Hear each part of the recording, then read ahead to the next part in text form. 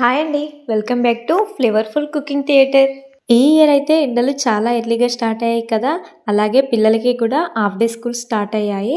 పిల్లలైతే స్కూల్ నుండి రాగానే ఏదైనా చల్లగా తాగాలని అనుకుంటారు కదా!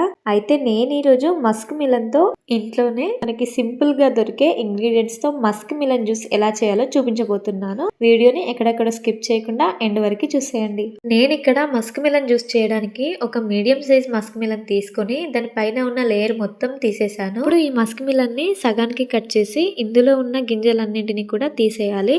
ఇలా నేను చూపించిన విధంగా గింజల్ని స్పూన్ తో తీసారంటే చాలా ఈజీగా వచ్చేస్తాయి. ఇలా గింజలన్నీ కూడా తీసేసిన తర్వాత వీటిని చిన్న చిన్న ముక్కలుగా కట్ చేసుకోవాలి.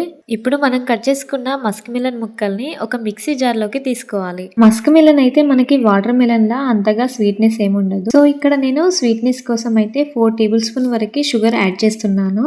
అలాగే 50 ml వరకు పాలు కూడా యాడ్ చేస్తున్నాను. ఇలా పాలు యాడ్ చేయడం వల్ల మన జ్యూస్ కి ఎక్స్ట్రా టేస్ట్ వస్తుందండి. అలాగే పాలు పిల్లలకి కూడా చాలా హెల్తీ కదా.